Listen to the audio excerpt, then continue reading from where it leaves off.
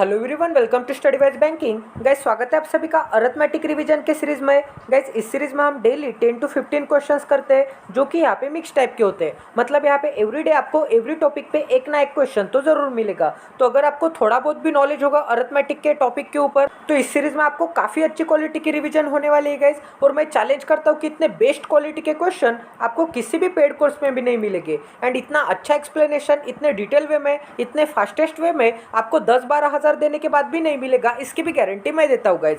इसी चैनल के playlist section में एक 1000 पजल सीरीज की प्लेलिस्ट अवेलेबल है। यहाँ पे प्रीलिम्स के पजल होते हैं गाइज, प्लीज एक बार इस सीरीज देख लीजिए। यहाँ पे हमने बेसिक टू हाई लेवल तक बेस्ट 100 पजल कंप्लीट किए जो कि काफी अच्छे क्वालिटी के एंड काफी अच्छे एक्सप्लेनेशन के साथ है। इसी चैनल के प्लेलिस्ट सेक्शन में एक 500 मेंस लेवल पजल की प्लेलिस्ट अवेलेबल है। यहाँ पे 28 प्लस मेंस लेवल के पजल अवेलेबल है जो कि बेस्ट क्वालिटी के है। यहाँ पे सिलोगिज्म सीरीज की भी प्लेलिस्ट अवेलेबल है। यहाँ पे सिंप्लीफिकेशन सीरीज की भी प्लेलिस्ट अवेलेबल है गाइस। यहाँ पे हम टॉप 1000 सिंप्लीफिकेशन के क्वेश्चन करने वाले हैं जो कि आपके आने वाले एग्जाम के लिए काफी ज्यादा इंपॉर्टेंट है। तो अगर आपने ये चारों पांचों प्लेलिस्ट नहीं देखे तो प्लीज एक बार देख लीजिए। तो चलिए गाइस, यहाँ पे वीडियो की भी शुरुआत कर देते हैं। तो ये रहा क्वेश्चन नंबर 1 आपकी स्क्रीन पे। तो यहाँ पे क्या बोला है, Rohit and Mohit enter into the business investing their capital in the ratio 5:6। तो यहाँ पे कौन कौन है, रोहित है एंड यहाँ पे क्या है, मोहित है। ठीक है, अब यहाँ पे इनकी इन्वेस्टमेंट की रेशियो क्या है, इनकी इन्वेस्टमेंट की रेशियो यहाँ पे 5:6 है। ठीक है, अब यहाँ पे क्या बोला है गाइस,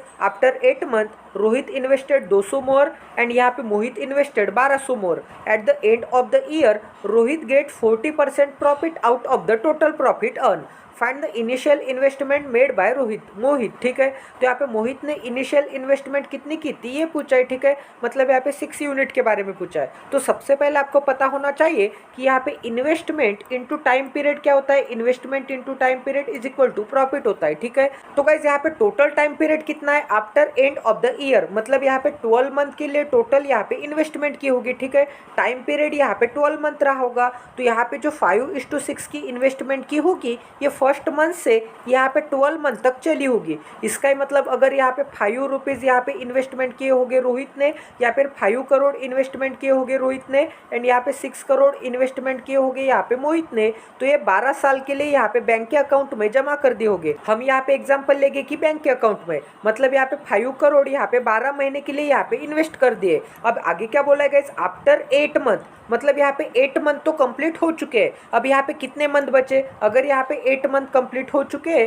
तो यहाँ पे कितने मंथ बचे, यहाँ पे सिर्फ 4 मंथ बचे ईयर कंप्लीट के लिए। तो यहाँ पे 4 मंथ बचे एंड उस 4 मंथ के लिए यहाँ पे 200 की इन्वेस्टमेंट रोहित ने की है। तो यहाँ पे प्लस 200 की इन्वेस्टमेंट, बाकी के कितने मंथ के लिए, कितने मंथ रिमेनिंग है, 4 मंथ रिमेनिंग है। ठीक है, एंड यहाँ पे मोहित जो है 1200 की इन्वेस्टमेंट करता है। तो यहाँ पे जो मोहित है ये 1200 की इन्वेस्टमेंट करता है रिमेनिंग 4 मंथ के लिए। ठीक है, अब गाइस यहाँ पे प्रॉफिट की रेशियो क्या मिल जाएगी हमारे पास, तो यहाँ पे प्रॉफिट की रेशियो मिलेगी। तो यहाँ पे क्या कट होता है ये देख लीजिए। अब यहाँ पे बीच में क्या है, प्लस का साइन है, तो यहाँ पे दोनों एंटिटी डिफरेंट है। तो यहाँ पे एवरी जगह पे से मुझे 4 कट होते हुए दिख रहा है। तो यहाँ पे से 4 चला गया, यहाँ पे से 4 जाएगा तो यहाँ पे बचेगा 3, यहाँ पे से 4 चला गया, यहाँ पे से 4 जाएगा तो यहाँ पे बचेगा 3। ठीक है, यहाँ तक समझ में आ रहा है गाइस। अब यहाँ पे क्या है, ये 200 रुपीज़ है एंड यहाँ पे क्या थी, ये 5 यूनिट एंड 6 यूनिट थे। ठीक है, तो आप ऐसे डायरेक्ट ऐड नहीं कर सकते, मतलब यहाँ पे हो जाएगा 15 एंड ये हो जाएगा 200, मतलब 215 हो जाएगा ऐड करने के बाद, ऐसा नहीं चलेगा गाइस। तो यहाँ पे इनकी एडिशन क्या आ जाएगी,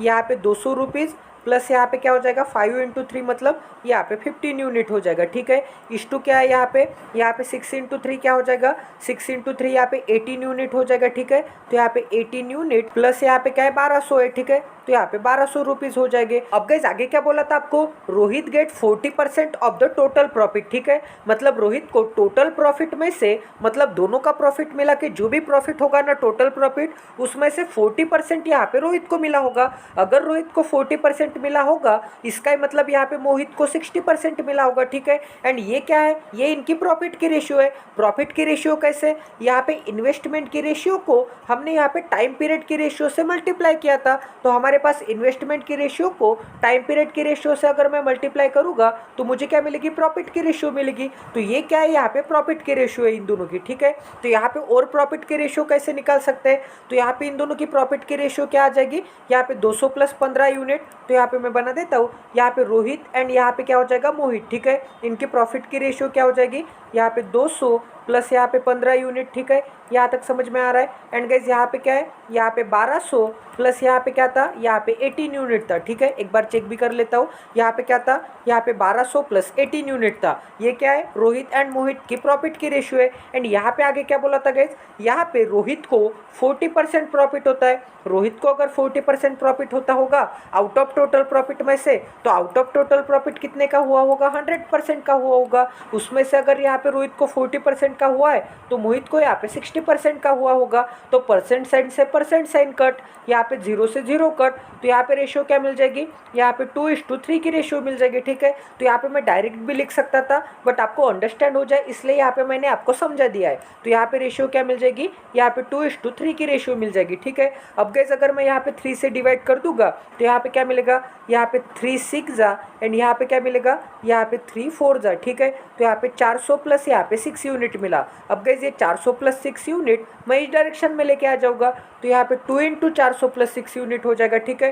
तो यहाँ पे मुझे क्या मिलेगा, यहाँ पे 200 प्लस यहाँ पे 15 यूनिट इज इक्वल टू क्या मिलेगा, अब यहाँ पे 2 से इन दोनों को मैं मल्टीप्लाई कर दूंगा, ठीक है। तो यहाँ पे 400 × 2 क्या होगा, 800 होगा, एंड 6 × 2 क्या होगा, यहाँ पे 12 यूनिट होगा, ठीक है। अब ये जो 12 यूनिट है मैं इस डायरेक्शन में लेके आ जाऊँगा, तो 12 यूनिट माइनस 15 यूनिट क्या आ जाएगा, यहाँ पे 3 यूनिट आ जाएगा, ठीक है। एंड ये जो 200 है मैं इस डायरेक्शन में लेके आ जाऊँगा, तो 800 माइनस 200 क्या मिलेगा, यहाँ पे 600 मिलेगा। तो यहाँ पे 1 यूनिट की वैल्यू क्या मिल जाएगी गाइस, यहाँ पे 1 यूनिट की वैल्यू यहाँ पे 200 मिल जाएगी। तो यहाँ पे अगर 1 यूनिट की वैल्यू 200 है तो हमें क्या निकालने को बोला है, हमें निकालने को बोला है find the initial investment by Mohit. तो मोहित ने यहाँ पे इनिशियल इन्वेस्टमेंट कितनी यूनिट की थी, 6 यूनिट की थी। तो यहाँ पे 6 यूनिट की वैल्यू क्या हो जाएगी, तो यहाँ पे 6 यूनिट की वैल्यू, 1 यूनिट की वैल्यू क्या है, 200 है, तो 6 यूनिट की वैल्यू 6 × 200, इसका ही मतलब क्या हो जाएगी, यहाँ पे 1200 रुपीज़ हो जाएगी। तो ये भी क्वेश्चन आपका 101% सॉल्व हो गया। गाइज ये 40 to 50 सेकंड का क्वेश्चन था, ये मैंने सॉल्व किया, एक्सप्लेन किया, इसलिए इसमें मुझे ज़्यादा टाइम लगा। अगर आपकी अच्छी प्रैक्टिस होगी तो आप 1 मिनट के अंदर अंदर ये क्वेश्चन सॉल्व कर दोगे। अब गाइज यहाँ पे नेक्स्ट क्वेश्चन करते हैं, तो यहाँ पे क्या बोला है, the ratio of selling price of article PQR is 456, ठीक है। तो यहाँ पे सेलिंग प्राइस की रेशियो क्या है, यहाँ पे P, यहाँ पे Q एंड यहाँ पे R की क्या है, यहाँ पे 4:, यहाँ पे 5:6 है। अब आगे क्या बोला है, the ratio of profit earn is, तो यहाँ पे प्रॉफिट की रेशियो क्या हो जाएगी, 8, 12 एंड 15। तो यहाँ पे 8:12 यहाँ पे 15, ये क्या होगा, इनका प्रॉफिट होगा। तो गाइज आपको एक फार्मूला पता होगा, यहाँ पे selling price minus cost price करूँगा तो मुझे क्या मिलेगा, यहाँ पे प्रॉफिट मिलेगा। मतलब कोई चीज़ अगर आपने 100 में बेची होगी एंड वो चीज़ अगर आपने 80 में खरीदी होगी, तो बेचने की कीमत माइनस यहाँ पे खरीदने की कीमत, तो आपने यहाँ पे 20 रुपीज़ का प्रॉफिट किया होगा, ठीक है। ये तो बेसिक चीज़ है, ये तो किसी को भी पता होगी, ठीक है। आप डे टू डे लाइफ में शॉप पे तो जाते हैं, तो ये चीज़ तो सभी को पता होगी, तो ये फार्मूला सभी को पता होगा, ठीक है। तो इससे आप क्या निकाल सकते हैं, इससे आप यहाँ पे SP माइनस यहाँ पे मैं प्रॉफिट करूँगा तो मुझे क्या मिलेगा, यहाँ पे CP मिलेगा। ये फार्मूला आप ध्यान में रखिए। अब मोस्ट ऑफ द एस्पिरेंट क्या करते हैं, यहाँ पे सेलिंग प्राइस की रेशियो है एंड यहाँ पे प्रॉफिट की रेशियो है, तो यहाँ पे सेलिंग प्राइस में से प्रॉफिट की रेशियो निकाल दूंगा तो मुझे क्या मिलेगी, कॉस्ट प्राइस की रेशियो मिलेगी। तो वो क्या करेंगे, डायरेक्ट यहाँ पे सब्ट्रैक्ट कर देंगे एंड यहाँ पे कॉस्ट प्राइस की रेशियो निकाल देंगे। बट ऐसा नहीं होता है गाइस, क्योंकि ये दोनों डिफरेंट रेशियोज है एंड ये दोनों रेशियोज में एडिशन एंड सब्ट्रैक्शन में नहीं कर सकता हूँ। एडिशन एंड सब्ट्रैक्शन करने के लिए यहाँ पे इन दोनों रेशियोज में कोई ना कोई रिलेशन एस्टेब्लिश होना चाहिए एंड रिलेशन एस्टेब्लिश कौन सा है वो आगे दिया हुआ है, ठीक है, वो भी चेक कर लेते हैं। यहाँ पे मल्टीप्लीकेशन एंड डिवीजन तो मैं कर सकता हूँ इन दोनों रेशियो में, यहाँ पे डायरेक्ट मल्टीप्लाई या फिर डायरेक्ट डिवाइड तो मैं कर सकता हूँ। बट गाइज अगर आपको एडिशन एंड सब्ट्रैक्शन करनी है इन दोनों रेशियो में, क्योंकि यहाँ पे क्या है, यहाँ पे सेलिंग प्राइस की रेशियो में से यहाँ पे प्रॉफिट की रेशियो मुझे सब्ट्रैक्ट करनी है, तब जाके मुझे यहाँ पे कॉस्ट प्राइस की रेशियो मिलेगी। एंड एडिशन एंड सब्ट्रैक्शन के लिए मुझे यहाँ पे पहले इन दोनों के रेशियो में यहाँ पे रिलेशन एस्टेब्लिश करना पड़ेगा, ठीक है। तो सबसे पहले यहाँ पे रिलेशन क्या है ये चेक कर लेते हैं। अब यहाँ पे आगे कोई रिलेशन दिया है क्या ये भी चेक कर लेते हैं। तो यहाँ पे क्या दिया है, if the profit percent earn on article P, तो यहाँ पे P पे जितना भी प्रॉफिट परसेंट आया होगा वो कितना है, यहाँ पे 16.66%। इसका मतलब यहाँ पे 16.66% की फ्रैक्शन क्या होती है, 16.66% की फ्रैक्शन तो 1/6 होती है। एंड यहाँ पे प्रॉफिट परसेंट का फार्मूला क्या होता है गाइज, प्रॉफिट परसेंट का फार्मूला यहाँ पे प्रॉफिट ओवर यहाँ पे CP होता है, ये आपको सभी को पता होना चाहिए, ठीक है। इसका मतलब यहाँ पे 6 रुपीज़ पे 16.66% का प्रॉफिट, मतलब यहाँ पे 1 रुपीज़ का प्रॉफिट हुआ है, ठीक है। इसका मतलब यहाँ पे कॉस्ट प्राइस पे यहाँ पे 16.66% का प्रॉफिट परसेंट, मतलब यहाँ पे क्या मिलेगा, यहाँ पे न्यूमरेटर में जो भी वैल्यू रहेगी वो यहाँ पे प्रॉफिट की वैल्यू रहेगी, ठीक है। बट आपको यहाँ पे सीपी एंड यहाँ पे प्रॉफिट में किसकी वैल्यू पता है, यहाँ पे प्रॉफिट की तो वैल्यू आपको पता है, प्रॉफिट की वैल्यू कितनी है, यहाँ पे 8 है, बट यहाँ पे तो प्रॉफिट की वैल्यू कितनी है, 1 है, एंड यहाँ पे प्रॉफिट की वैल्यू कितनी है, 8 है, तो इस 1 को मैं 8 बना दूंगा, ठीक है, तभी तो यहाँ पे प्रॉफिट सेम हो जाएगा। तो यहाँ पे अगर 8 से मल्टीप्लाई कर दूंगा तो नीचे भी मुझे 8 से मल्टीप्लाई करना पड़ेगा, तो यहाँ पे मुझे क्या मिलेगा गाइज, यहाँ पे प्रॉफिट परसेंट क्या मिलेगा, यहाँ पे ऊपर मिलेगा 8 एंड नीचे क्या मिलेगा, यहाँ पे सीपी क्या मिलेगा, 6 × 8, मतलब यहाँ पे मुझे क्या मिलेगा, 48 मिलेगा, ठीक है। तो यहाँ पे 48, 8/48 मतलब क्या होगा, कट होने के बाद ये 1/6 ही आएगा, ठीक है। तो यहाँ पे लिखने का तरीका है, यहाँ पे प्रॉफिट कितने का था, 8 था, इसलिए यहाँ पे मैंने इसको 8 बना दिया, ठीक है। ये मैं डिटेल वे में आपको समझा रहा हूँ, इसलिए इसमें मुझे ज्यादा टाइम लग रहा है गाइज। तो गाइज यहाँ पे प्रॉफिट परसेंट कितने का था, यहाँ पे 16.66% का था, ठीक है। तो यहाँ पे 48 पे 16.66% का प्रॉफिट, मतलब यहाँ पे 8 यूनिट का प्रॉफिट हुआ होगा, ठीक है। इसका ही मतलब यहाँ पे सीपी कितने का रहा होगा, यहाँ पे डिनोमिनेटर में जो भी टर्म होती है वो कितने की रहती है, यहाँ पे सीपी रहता है, एंड यहाँ पे न्यूमरेटर में कौन रहता है, यहाँ पे प्रॉफिट रहता है। तो यहाँ पे सीपी की वैल्यू क्या मिली मुझे, यहाँ पे सीपी की वैल्यू यहाँ पे 48 मिली। अब गाइज इसी फार्मूला से आप यहाँ पे सीपी प्लस यहाँ पे प्रॉफिट करोगे तो मुझे क्या मिलेगा, यहाँ पे सेलिंग प्राइस मिलेगा, ठीक है। तो आपके पास यहाँ पे सीपी है, आपके पास यहाँ पे प्रॉफिट है, एंड ये दोनों यहाँ पे एक्यूरेट वैल्यूज है, क्योंकि यहाँ पे मैंने सीपी एंड प्रॉफिट के बीच में रिलेशन एस्टेब्लिश कर दिया था, क्योंकि यहाँ पे मुझे वैल्यू दी थी कि यहाँ पे प्रॉफिट परसेंट कितने का है, 16.66% का है। इसका मतलब यहाँ पे 48 पे 16.66% का प्रॉफिट, मतलब यहाँ पे 8 यूनिट का प्रॉफिट, मतलब अगर कोई चीज़ यहाँ पे 48 की होगी तो उस पर यहाँ पे 16.66% का प्रॉफिट, मतलब यहाँ पे 8 यूनिट का प्रॉफिट हुआ होगा। तो यहाँ पे इन दोनों के बीच में मैंने रिलेशन एस्टेब्लिश कर दिया है, ठीक है। तो यहाँ पे सीपी कितने का है, यहाँ पे सीपी है 48, यहाँ पे प्रॉफिट कितने का है, 8 का प्रॉफिट है, ठीक है। तो यहाँ पे सीपी प्लस यहाँ पे प्रॉफिट करूँगा तो मुझे क्या मिलेगा, यहाँ पे 56 मिलेगा, 56 जो कि यहाँ पे सीपी की एसपी की वैल्यू होगी, ठीक है। तो यहाँ पे 56 किसकी वैल्यू हो जाएगी, 56 यहाँ पे आर्टिकल पी का सेलिंग प्राइस हो जाएगा, बट आर्टिकल पी का सेलिंग प्राइस तो यहाँ पे 4 यूनिट है, तो यहाँ पे 4 यूनिट की वैल्यू कितनी हो जाएगी, 56 हो जाएगी। तो यहाँ पे 1 यूनिट की वैल्यू कितनी हो जाएगी, 1 यूनिट की वैल्यू यहाँ पे 14 यूनिट हो जाएगी, ठीक है। तो यहाँ पे 1 यूनिट की वैल्यू अगर 14 यूनिट होगी तो यहाँ पे 4 यूनिट की वैल्यू कितनी हो जाएगी, 56। यहाँ पे 5 यूनिट की वैल्यू कितनी हो जाएगी, 5 × 14। यहाँ पे 6 यूनिट की वैल्यू कितनी हो जाएगी, यहाँ पे 6 × 14, ठीक है। तो यहाँ पे 4 × 14 मतलब क्या मिलेगा, यहाँ पे 4 × 14 मतलब यहाँ पे 56 मिलेगा। यहाँ पे 5 × 14 मतलब क्या मिलेगा, 5 × 14 मतलब यहाँ पे 14 25 70 मिलेगा, ठीक है। तो यहाँ पे 70 लिख दूंगा। अब यहाँ पे 6 × 14 क्या मिलेगा, 14 से कम 84, ठीक है। तो यहाँ पे 84 मिलेगा, ठीक है। तो यहाँ पे मैं 84 लिख दूंगा। अब गाइस यहाँ पे रिलेशन एस्टेब्लिश हो गया, ठीक है। अब गाइस यहाँ पे सेलिंग प्राइस में से प्रॉफिट निकालूंगा तो मुझे क्या मिलेगा, यहाँ पे कॉस्ट प्राइस मिलेगा। तो यहाँ पे 70 में से 12 चला गया, क्या बचेगा, यहाँ पे 58 बचेगा, ठीक है। एंड गाइस यहाँ पे 84 में से 15 चला गया, क्या बचेगा, यहाँ पे क्या बचेगा, यहाँ पे 69 बचेगा। तो हमारे पास कॉस्ट प्राइस की रेशियो आ गई। एंड यहाँ पे आगे क्या दिया था, यहाँ पे कॉस्ट प्राइस ऑफ आर कितनी है, यहाँ पे 1035 रुपीज़ है। तो यहाँ पे आर की कॉस्ट प्राइस कितनी है, यहाँ पे 69 यूनिट है, ठीक है। तो 69 यूनिट की वैल्यू क्या हो जाएगी, यहाँ पे 1035 हो जाएगी। तो दोनों को मैं 23 से अगर डिवाइड कर दूंगा तो यहाँ पे मुझे मिलेगा 3, एंड यहाँ पे मुझे क्या मिलेगा, 23 चौक 92, 23 5 जा 115, ठीक है। अब गाइस अगर मैं 3 से डिवाइड कर दूंगा तो यहाँ पे मुझे क्या मिलेगा, 15 रुपीज़ मिलेगा। तो 1 यूनिट की वैल्यू क्या मिल जाएगी, 1 यूनिट की वैल्यू यहाँ पे 15 रुपीज़ मिल जाएगी। अब यहाँ पे आपको क्या निकालना है, find the selling price of Q. तो यहाँ पे क्यू की सेलिंग प्राइस कितनी है, मतलब यहाँ पे 70 यूनिट की वैल्यू कितनी होगी, 70 × 15 रुपीज़, क्योंकि 1 यूनिट की वैल्यू यहाँ पे 15 रुपीज़ है, ठीक है। तो 70 × 15 क्या हो जाएगा, तो यहाँ पे 70 यूनिट इंटू यहाँ पे 15 रुपीज़, ठीक है।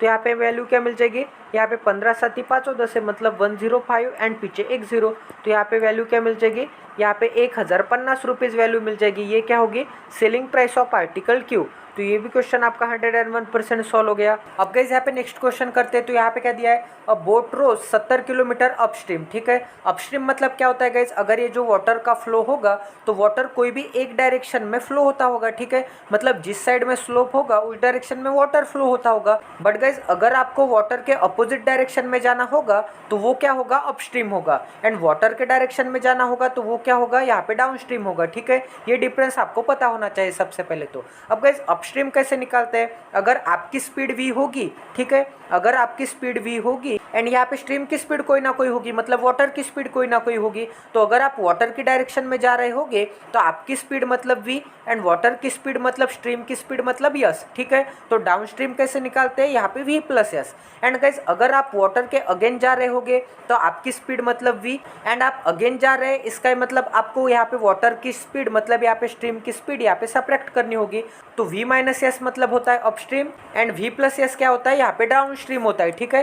तो आपको यहाँ पे क्या बोला है, 70 किलोमीटर यहाँ पे अपस्ट्रीम, ठीक है। तो यहाँ पे 70 किलोमीटर अपस्ट्रीम मतलब v माइनस यस, तो यहाँ पे v माइनस यस। अब आगे क्या बोला है, 84 किलोमीटर यहाँ पे डाउन स्ट्रीम, तो यहाँ पे 84 किलोमीटर कितना गया है, यहाँ पे डाउन स्ट्रीम मतलब v प्लस यस। अब गाइस आगे क्या बोला है, इन टोटल टाइम कितना 48 आवर, ठीक है। तो यहाँ पे क्या हो जाएगा, 48 आवर हो जाएगा। अब आपको एक फार्मूला पता होगा, ये क्या है डिस्टेंस है एंड ये क्या है यहाँ पे स्पीड है, ये क्या है डिस्टेंस है एंड ये क्या है स्पीड है एंड ये क्या है यहाँ पे टाइम है। टोटल टाइम कितना लगा, यहाँ पे 41 आवर लगा, ठीक है। एंड यहाँ पे डिस्टेंस अपॉन स्पीड क्या आता है, डिस्टेंस अपॉन स्पीड टाइम आता है, मतलब यहाँ पे जो भी वैल्यू है यहाँ पे डिस्टेंस अपॉन यहाँ पे स्पीड, ये क्या है, यहाँ पे टाइम 1 है। टाइम 1 कौन सा, यहाँ पे अपस्ट्रीम का टाइम 1, ठीक है। एंड ये जो वैल्यू है यहाँ पे डिस्टेंस अपॉन स्पीड, ये क्या है, यहाँ पे डाउन स्ट्रीम का टाइम है मतलब t2 है। तो यहाँ पे t1 प्लस t2 मतलब क्या है, ये टोटल टाइम है एंड टोटल टाइम कितना लगा, यहाँ पे 41 आवर लगा, ठीक है। तो आपको यहाँ पे लग रहा होगा कि मैंने यहाँ पे 70 अपॉन v माइनस यस कर दिया, 84 अपॉन v प्लस यस कर दिया एंड इन दोनों को ऐड कर दिया एंड 41 के बराबर कैसे लगा दिया। तो ये मैंने आपको यहाँ पे एक्सप्लेन भी कर दिया कि यहाँ पे ये इक्वेशन मैंने यहाँ पे कैसे बना दिया, ठीक है। यहाँ तक समझ में आ रहा है गाइज। अब आपको आगे क्या दिया है, अब आगे दिया है if the speed of boat in still water is 33.33% more than the speed of water। अब यहाँ पे सबसे पहले तो रिलेशन दिया है, speed of boat in still water मतलब v के बारे में बोला है एंड यहाँ पे स्पीड ऑफ वाटर मतलब यहाँ पे s के बारे में बोला है, ठीक है। तो यहाँ पे क्या बोला है, speed of boat in still water मतलब यहाँ पे v की जो स्पीड होगी वो 33.33% मोर होगी, किससे, यहाँ पे यस से, मतलब स्पीड ऑफ वाटर से। तो यहाँ पे अगर 33.33% यहाँ पे मोर होगी तो 33.33% की फ्रैक्शन क्या आती है, 33.33% की फ्रैक्शन 1/3 आती है, मतलब यहाँ पे 3 पे 1 ज़्यादा, ठीक है। तो अगर वाटर की स्पीड यहाँ पे 3 होगी तो 3 पे 1 ज़्यादा, ठीक है। तो 3 पे 1 ज़्यादा मतलब ये क्या होगा, 4 होगा। तो 3 पे 1 ज़्यादा, इसका मतलब यहाँ पे 3 पे 1 ज़्यादा मतलब यहाँ पे 33.33% ज़्यादा। यहाँ तक समझ में आ रहा है। तो यहाँ पे 33.33% ज़्यादा मतलब यहाँ पे v की वैल्यू क्या हो जाएगी, यहाँ पे 4 हो जाएगी। तो मैं एज्यूम करता हूँ कि यहाँ पे बोट की स्पीड कितनी होगी, 4 यूनिट होगी एंड यहाँ पे स्ट्रीम की स्पीड कितनी होगी, यहाँ पे 3 यूनिट होगी। तो यहाँ पे v माइनस यस क्या आएगा गाइज, v माइनस यस यहाँ पे 4 माइनस 3 क्या आएगा, 1 यूनिट आएगा, ठीक है। तो यहाँ पे v माइनस यस की जगह पे मैं यहाँ पे 1 यूनिट बना देता हूँ, तो यहाँ पे आ जाएगा 1 यूनिट। तो यहाँ पे मैं 1 यूनिट लिख देता हूँ एंड यहाँ पे v प्लस यस क्या आएगा, यहाँ पे 4 प्लस 3 क्या आएगा, यहाँ पे 7 यूनिट आएगा, ठीक है। तो यहाँ पे v प्लस यस की जगह पे मैं यहाँ पे 7 यूनिट लिख दूंगा, ठीक है।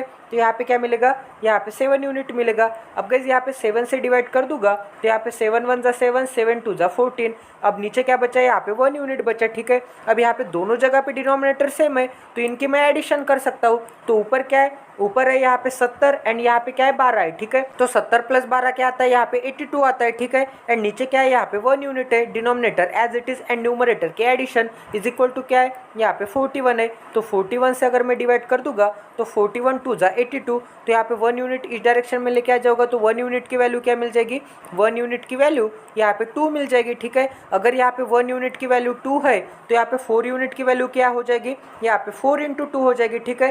तो यहाँ पे 8 किलोमीटर पर आवर ये क्या होगी, ये यहाँ पे v की वैल्यू होगी एंड यहाँ पे 3 यूनिट की वैल्यू क्या हो जाएगी, यहाँ पे 3 × 2 हो जाएगी। इसका मतलब क्या हो जाएगा, यहाँ पे 6 किलोमीटर पर आवर हो जाएगी। ये क्या है, स्ट्रीम की स्पीड है। अब आपको क्या पूछा है, find the speed of boat in still water, मतलब यहाँ पे v के बारे में बोला है। तो v की वैल्यू क्या है, यहाँ पे 8 किलोमीटर पर आवर है, ठीक है। तो ये भी क्वेश्चन आपका 101% सॉल्व हो गया। मैंने आपको सबसे पहले तो यहाँ पे अपस्ट्रीम क्या होता है बता दिया, यहाँ पे डाउनस्ट्रीम क्या होता है बता दिया, ये इक्वेशन मैंने यहाँ पे कैसे एस्टेब्लिश किया ये भी बता दिया, क्योंकि ये t1 की वैल्यू है, ये t2 की वैल्यू है एंड यहाँ पे टोटल टाइम है मतलब t1 प्लस t2, ठीक है। ऐसा आपको रिलेशन एस्टेब्लिश करना पड़ेगा। ये बेसिक फार्मूला है जो कि आप सभी को पता होना चाहिए। तो ये भी क्वेश्चन आपका 101% सॉल्व हो गया। अब यहाँ पे नेक्स्ट क्वेश्चन करते हैं। ये मैं डिटेल में कर रहा हूँ क्योंकि आपका आईबीपीएस पीओ के पेपर के लिए अभी टाइम है, इसलिए अब हम यहाँ पे डिटेल में पढ़ रहे हैं। अब यहाँ पे नेक्स्ट क्वेश्चन करते हैं। तो यहाँ पे क्या दिया है, A is twice efficient as B. ठीक है, तो यहाँ पे ए होगा, यहाँ पे बी होगा, यहाँ पे इनके डेज होगी। ठीक है, यहाँ पे टोटल वर्क होगा। ठीक है, एंड यहाँ पे इनकी एफिशिएंसी की रेशियो होगी।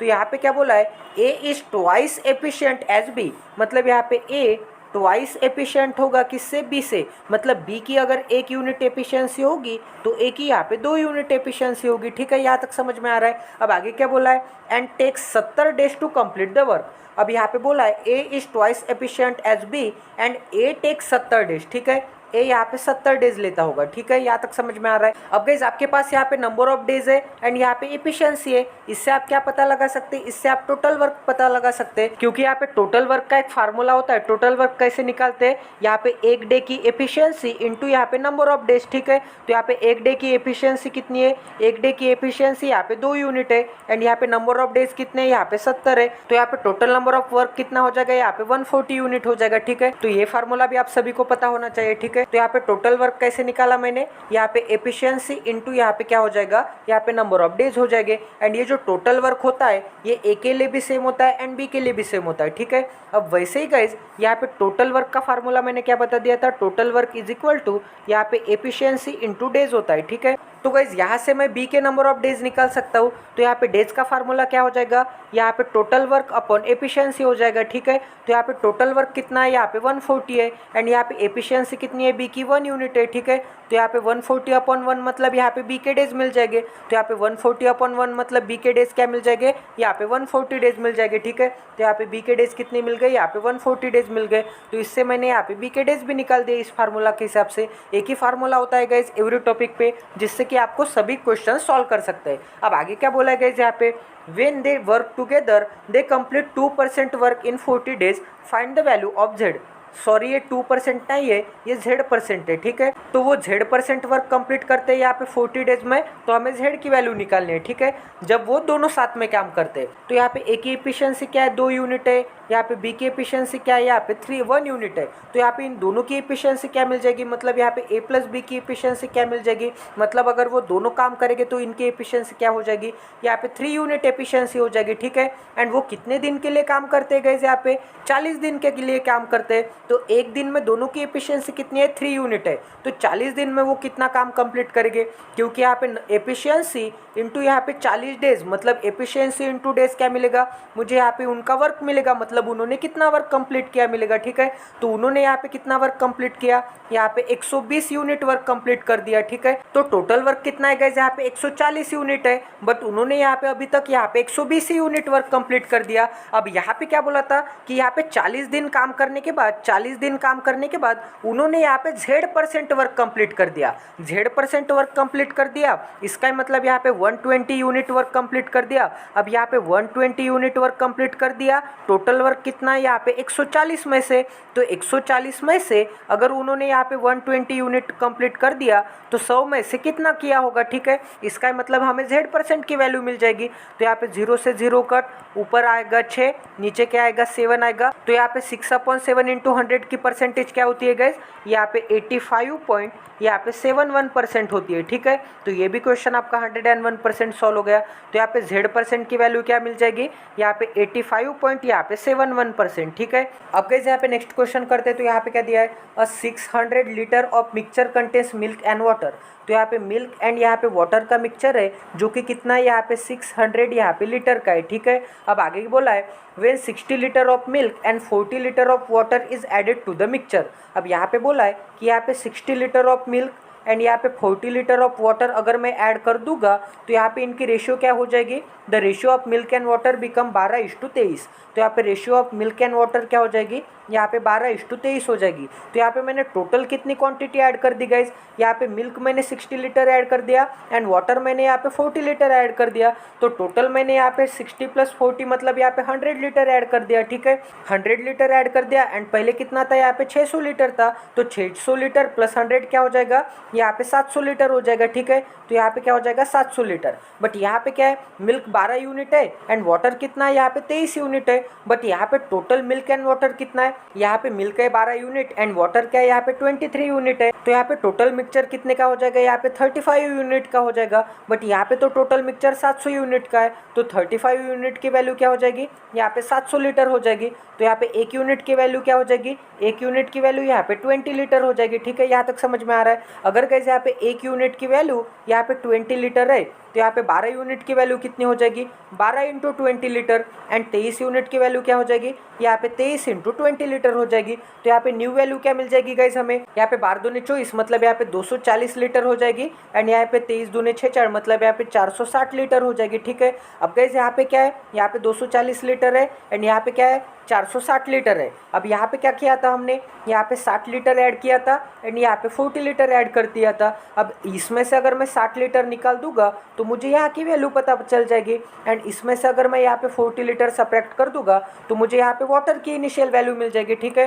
तो यहाँ पे मैं सब्ट्रैक्ट कर देता हूँ। तो 240 में से यहाँ पे 60 चला जाएगा तो क्या बचेगा, 240 में से 60 चला गया तो यहाँ पे मुझे मिलेगा 180, ठीक है। तो 180 में मैंने यहाँ पे 60 लीटर ऐड कर दिया था, तब जाके मुझे यहाँ पे 240 लीटर मिला था, ठीक है। अब यहाँ पे इसमें से मैं 40 लीटर अगर सब्ट्रैक्ट कर दूंगा तो मुझे यहाँ की वैल्यू पता चल जाएगी। तो यहाँ पे 420 लीटर मिल जाएगा, ठीक है। तो 420 लीटर में जब मैंने यहाँ पे 40 लीटर ऐड किया था तो 40 लीटर ऐड करने के बाद मुझे यहाँ पे 460 लीटर मिली थी, ठीक है। तो यहाँ पे इनिशियल वैल्यू क्या थी 180 लीटर एंड यहाँ पे वैल्यू क्या थी, यहाँ पे 420 लीटर। अब यहाँ पे इन दोनों को ऐड करने के बाद मुझे ये वैल्यू मिलती है क्या, चेक भी कर लेते हैं। तो यहाँ पे 180 प्लस 420 क्या आता है, यहाँ पे 600 लीटर आता है। मतलब हमारा क्वेश्चन अभी तक सही चल रहा है, ठीक है। अब आगे क्या बोला है, find the initial quantity of water. तो यहाँ पे इनिशियल क्वांटिटी ऑफ वाटर कितनी है, यहाँ पे 420 लीटर। तो यहाँ पे इनिशियल क्वांटिटी ऑफ वाटर कितनी है, यहाँ पे 420 लीटर। तो ये भी क्वेश्चन आपका 101% सॉल्व हो गया। तो यहाँ पे क्या दिया गया, the ratio of perimeter of two square is 2:3,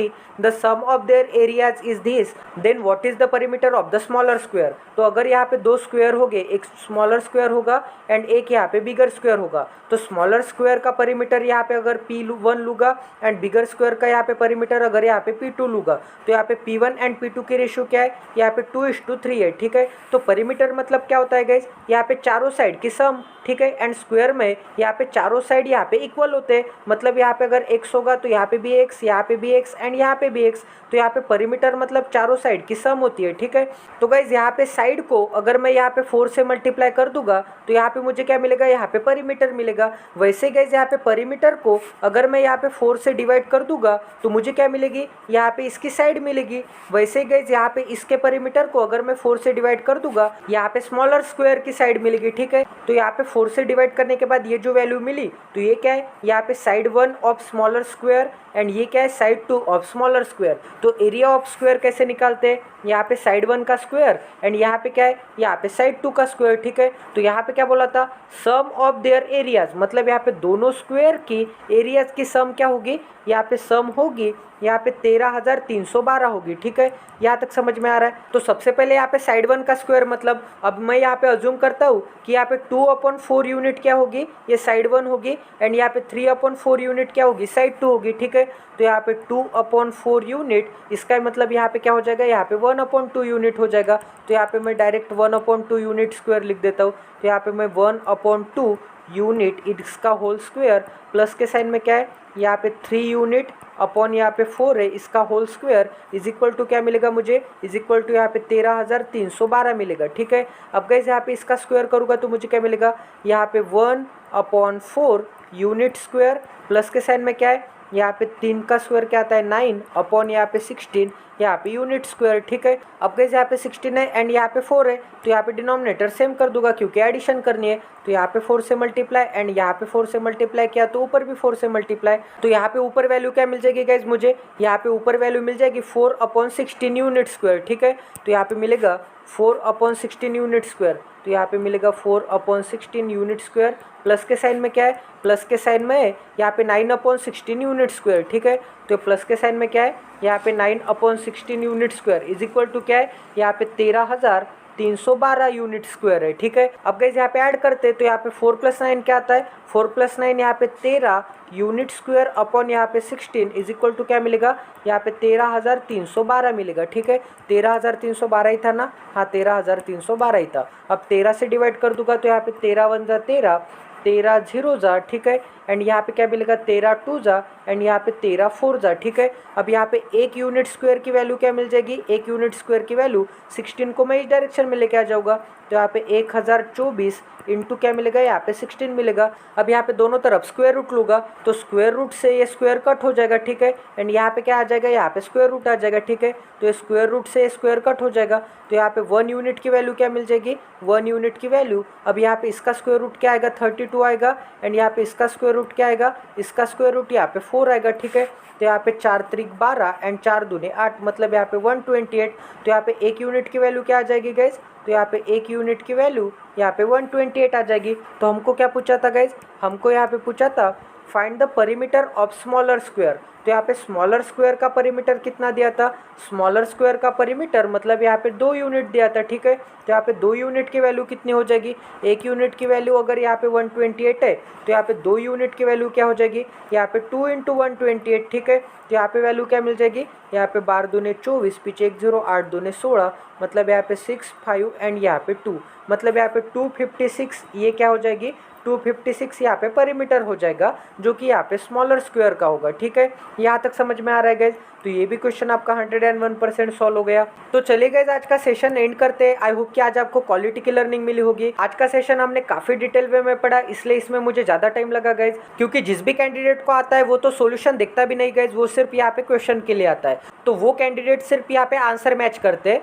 तो वो कैंडिडेट के लिए तो मैं यहाँ पे सिर्फ क्वेश्चन लेके आ रहा हूँ। बट गाइज जिस भी कैंडिडेट के क्लासेस नहीं है, जिस भी कैंडिडेट को यहाँ पे क्वेश्चन नहीं बनते, उनके लिए यहाँ पे मैं डिटेल वे में यहाँ पे जी जान लगा के क्वेश्चन का एक्सप्लेनेशन देता हूँ गाइज। तो प्लीज गाइज इस सेशन को ज्यादा से ज्यादा शेयर कर दीजिए, सब्सक्राइब कर दीजिए। तो मिलते हैं अगले सेशन में। जय Siya Ram, stay tune with us, till then take care and love you guys.